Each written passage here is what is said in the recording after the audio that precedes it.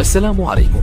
لا تنسوا الاعجاب بالفيديو والاشتراك في القناة تشجيعا لنا لنستمر بنشر المزيد ان شاء الله.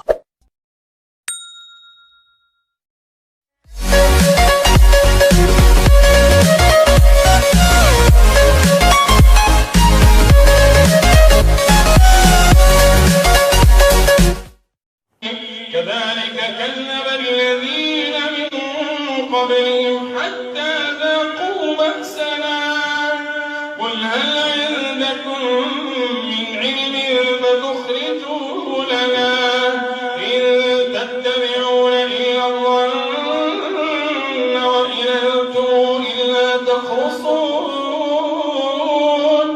إن تتبعون إلا الظن وإن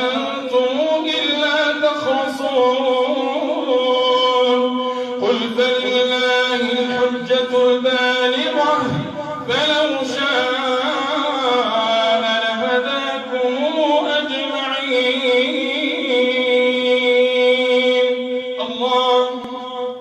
السلام عليكم ورحمة الله وبركاته. الحمد لله والصلاة والسلام على سيدنا رسول الله وعلى آله وصحبه ومن والاه. حياكم الله جميعا إخوتي وأخواتي. رأينا في مقدمة هذا المقطع إمام جزائري تصعد على كتفه قطة، والموقف مبهج جدا وجميل، لكن في الحقيقة مثل هذه المواقف يتمنى أعداء الإسلام أن لا تكون موجودة. وعلى رأس هذه القائمة المدعو إبراهيم عيسى أبو حمالات.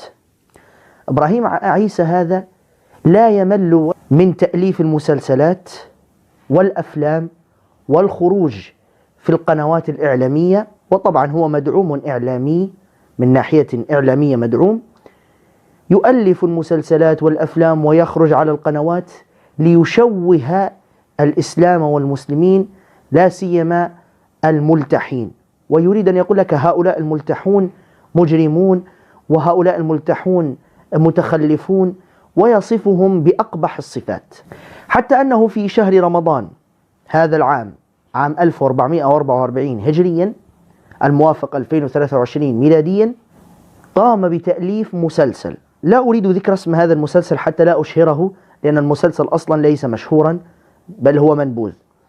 في هذا المسلسل أظهر لك مدير مدرسة ملتحي على أساس أنه سلفي، وأن هذا المدير الملتحي الملتزم على أساس أنه شخص متخلف، شخص لا يريد التفاهم ولا الحوار ولا الحديث، شخص يغضب لأبسط الأمور، شخص يصرخ في وجوه الأطفال حتى وإن لم يخطئوا يصرخ في وجوههم.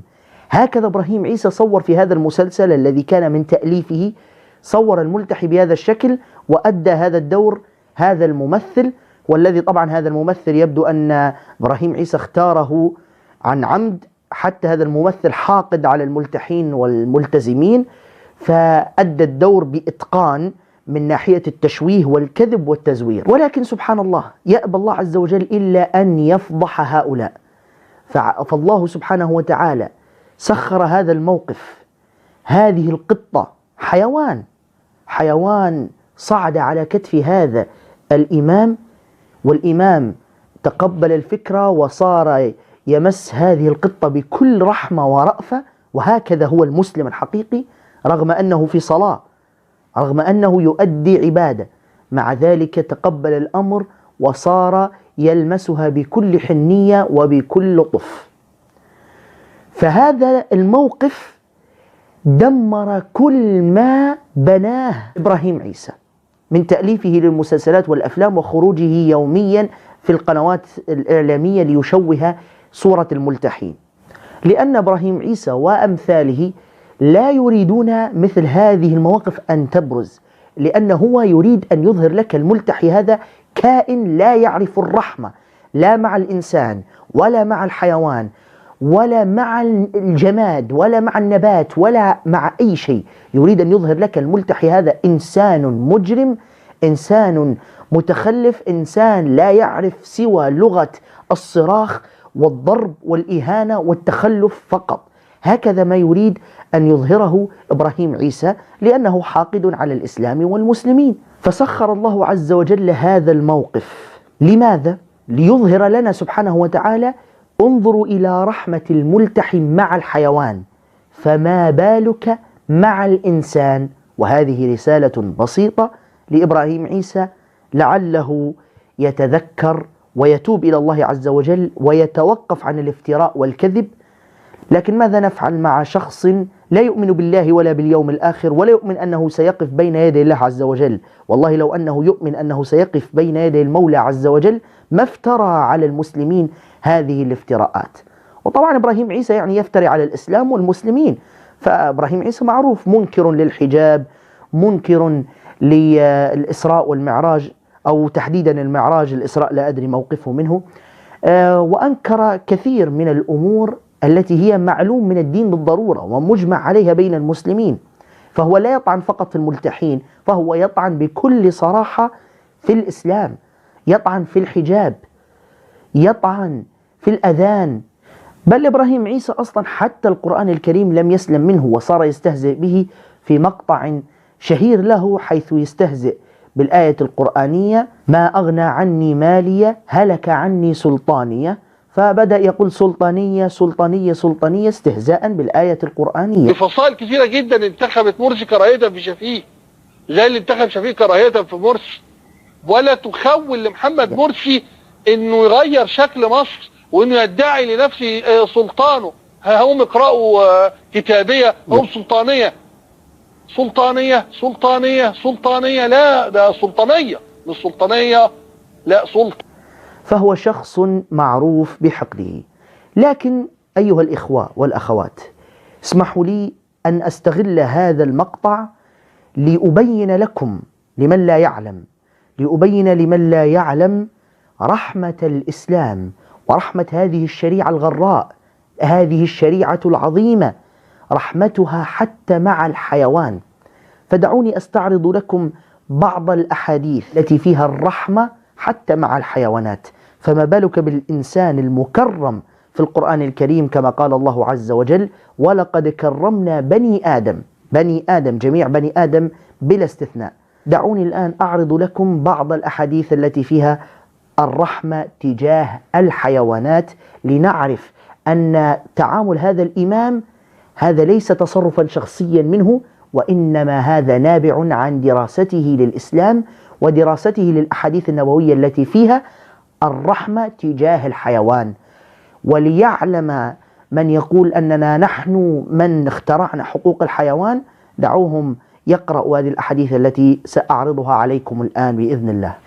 دعوني أقرأ عليكم هذا الحديث: بينما رجل يمشي بطريق اشتد به العطش فوجد بئرا فنزل فيها فشرب ثم خرج، فإذا كلب يلهث يأكل الثرى من العطش، فقال الرجل: لقد بلغ هذا الكلب من العطش مثل الذي كان بلغني.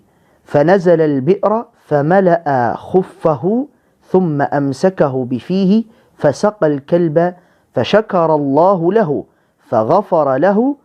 قالوا: يا رسول الله، وإن لنا في البهائم أجرا؟ قال صلى الله عليه وسلم: في كل كبد رطبة أجر. اللهم صل وسلم وبارك على المبعوث رحمة للعالمين. انظروا أيها الإخوة كيف يحكي لنا رسول الله صلى الله عليه وسلم هذا الموقف: رجلا أصيب بالعطش وهو كان يسير في الطريق، رأى أمامه كلبا، هذا الكلب أصيب بالعطش، فقال هذا الرجل: بلغ بهذا الكلب ما بلغ بي. يعني شعر هذا الرجل، قال: أكيد هو الآن يشعر بالعطش كما كنت أنا قبل قليل أشعر بالعطش.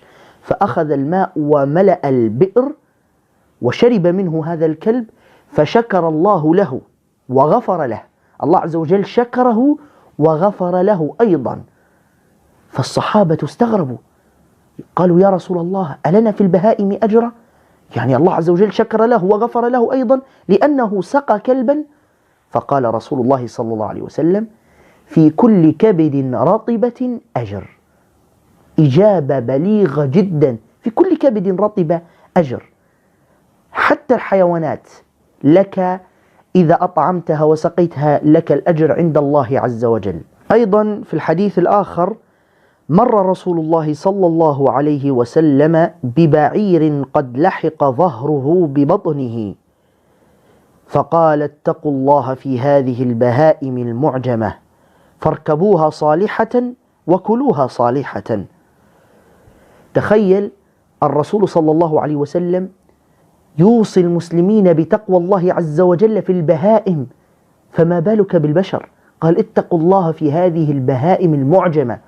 المعجمة بمعنى التي لا تستطيع النطق، هي لا تستطيع أن تتكلم فتشكو همها إليك، لا تستطيع أن تدافع عن نفسها بالصوت، فهي لا تستطيع أن تنطق ولن تفهم لغتها، فهي عاجزة عن النطق. فذكرنا رسول الله صلى الله عليه وسلم اتقوا الله في هذه البهيمة العاجزة عن النطق فاركبوها صالحة وكلوها صالحة. وقال قبلها الرسول صلى الله عليه وسلم أنه مر ببعير قد لحق ظهره ببطنه من شدة الجوع. طبعا لحق ظهره ببطنه هذه كناية عن شدة الجوع حتى صار هزيلا هذا البعير. فشاهدوا أيها الإخوة رحمة رسول الله صلى الله عليه وسلم بالحيوان. وهنا يتجلى معنى الآية الكريمة التي يقول فيها الله عز وجل وما أرسلناك إلا رحمة للعالمين. العالمين هذه تشمل كل الخلق صلى الله عليه وسلم. وأيضا في الحديث الموجود في صحيح البخاري عذبت امرأة في هرة سجنتها حتى ماتت فدخلت فيها النار لا هي أطعمتها ولا سقتها إذ حبستها ولا هي تركتها تأكل من خشاش الأرض. سبحان الله، امرأة تدخل النار بسبب أنها سجنت قطة ولم تطعمها ولم تسقيها وزيادة لم تتركها لتأكل من خشاش الأرض. وقبل ذلك قرأنا أن رجلا شكر الله له وغفر له لأنه سقى كلبا. يا الله ما أعظم هذا الدين. واليوم يتباهى هؤلاء الغربيون وأذنابهم. انظروا إلى هؤلاء الغربيين كيف رحمتهم مع الحيوان وحقوق الحيوان. نقول لهم إنكم تأخرتم فقد سبقكم إلى ذلك رسول الرحمة رسول الإنسانية رسول الله صلى الله عليه وسلم محمد بن عبد الله صلوات ربي وسلامه عليه. سبقكم إلى كل ما تفتخرون به الآن. ولكن للأسف الشديد نحن ابتعدنا عن ديننا وابتعدنا عن سنة نبينا صلى الله عليه وسلم فصرنا لا نعرف هذه الأحاديث إلا ما رحم ربي منا صار يعرف هذه الأحاديث، لكن أغلبنا لا يعرف هذه الأحاديث. ولذلك ينبهر بعضنا بالحضارة الغربية حين نراهم يتعاملون مع الحيوان برفق فنصدم وننبهر. وفي الحقيقة هذا كله موجود في ديننا، ولكن نحن من قصرنا في البحث والقراءة في هذا الدين العظيم. وانظروا معي أيها الإخوة والأخوات هذا الحديث العجيب عن حرق النمل. تخيل نملة، انظروا هذه الشريعة العظيمة اهتمت حتى بأمر النمل. هذا الحديث موجود في سنن أبي داود. يقول فيه الرسول صلى الله عليه وسلم إن نملة قرصت نبيا من الأنبياء فأمر بقرية النمل فأحرقت فأوحى الله إليه في أن قرصتك نملة أهلكت أمة من الأمم تسبح. يعني أوحى الله عز وجل رسالة عتاب إلى هذا النبي الذي أمر بحرق النمل كله بعدما حرقته أو قرصته نملة، أمر بحرق النمل فأوحى له الله عز وجل أنك أحرقت أمة تسبح الله عز وجل. هذه طبعا رسالة ووحي عتاب من الله عز وجل إلى هذا النبي. ولكن أيها الإخوة كل ما قرأناه من الأحاديث أحاديث رائعة وعجيبة، ولكن هذا الحديث الذي سنقرأه الآن أعجب وأعظم. انظروا معي. عن عبد الله بن مسعود رضي الله عنه يقول كنا مع رسول الله صلى الله عليه وسلم في سفر فانطلق لحاجته فرأينا حمرة معها فرخان فأخذنا فرخيها فجاءت تعرش، فجاء النبي صلى الله عليه وسلم فقال: من فجع هذه بولدها ردوا ولدها إليها. ورأى قرية نمل قد حرقناها، فقال: من حرق هذه؟ قلنا: نحن. قال: إنه لا ينبغي أن يعذب بالنار إلا رب النار. يا الله، ما أجمل هذا الحديث. يحكي لنا عبد الله بن مسعود رضي الله عنه هنا أنه قال: رأينا حمرة، والحمرة هو نوع من الطيور يشبه العصفور. قال: فرأينا حمرة معها فرخان، والفرخ والصغير من الطيور، فأخذنا فرخيها فجاءت تعرش يعني ترفرف فوقنا خوفا على فرخيها، تريد فرخيها بأي طريقة، فصارت ترفرف فوقهم. فقال النبي صلى الله عليه وسلم: من فجع هذه بولدها؟ انظروا إلى رحمة رسول الله صلى الله عليه وسلم، يعني يهتم بأمر الحيوان، يهمه أن هذا الحيوان فجعه فقدان ولده، قال: ردوا إليها ولدها. وأيضا سمع أن الصحابة حرقوا واد فيه نمل، قال: إنه لا ينبغي أن يعذب بالنار إلا رب النار. يعني لا يجوز أحدا أن يعذب بالنار، لأن التعذيب بالنار هذا فقط لله عز وجل، الله عز وجل وحده هو الذي يعذب بالنار. هذا ما أردت التعليق عليه. جزاكم الله خيرا على حسن الاستماع، ونلتقي بإذن الله في حلقة جديدة. السلام عليكم ورحمة الله وبركاته.